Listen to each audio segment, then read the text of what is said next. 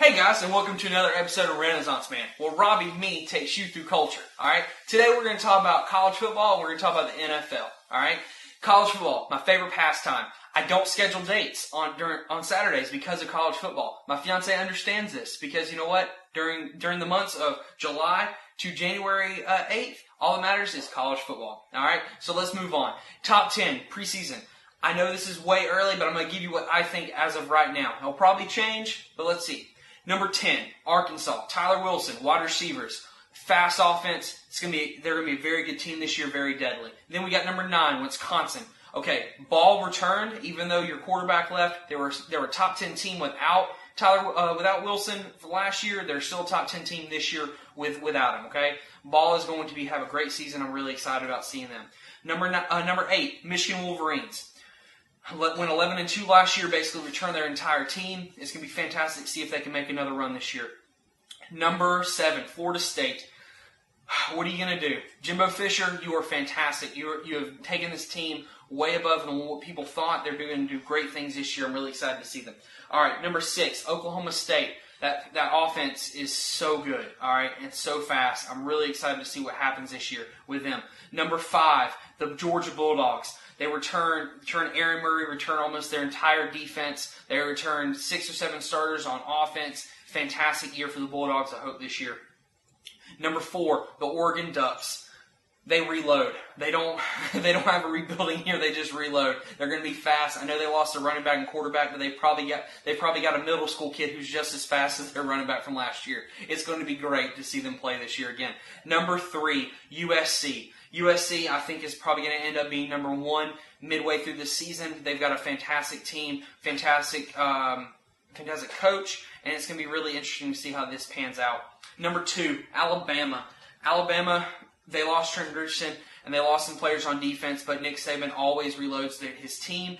It'll be a tough test for them the first week whenever they play the Michigan Wolverines. It's going to be interesting to see how this pans out for them this year. And number 1 team as of right now, LSU. LSU returns everybody. Zach Mutterberger is going to be their starting quarterback. He's a fantastic quarterback, transferred out of Georgia. It's going to be interesting to see how they end up being, but I think they're going to have a solid year. Okay, now let's move to NFL draft grades, where I give you another 8. All right, first of all, Minnesota. All right, Minnesota gets an A. You had a solid pick with the O-lineman Khalil. A bit of a stretch with Smith, the DB out of Notre Dame at the end of the first round. I didn't understand that one too much, but a great fourth round because they picked up 3 solid offensive weapons that they needed. New England, you get an A, as usual, because you spent your entire draft but 1 pick, an entire draft of nothing but defensive players. You knew that the defense was the reason why you didn't win the Super Bowl this past year, and so you went out and you fixed that problem. And also, you went out and got some solid wide receivers to help Tom Brady. I'm excited to see how they do this year. New Orleans, you get a C. Okay, Nick Toon was a solid pick, but outside of that, this kind of all the off-season struggles you've had with Bountygate, it's kind of hurt you. You basically did what you could, but it still was not a good draft for you guys. New York Giants, you win the Super Bowl and you get an A on your draft. Solid draft. You went out and you upgraded wherever you needed to. I don't know what you're going to do about getting rid of Brandon Jacobs. I don't know who's going to be that other power back with Amar Bradshaw, but we'll see. New York Jets. You get a B. Stephen Hill out of Georgia Tech was a solid pick, but you really didn't do anything else out of that. Hey, who knows? Tim Tebow might lead you to the promised land. I don't think he will, but hey, who knows?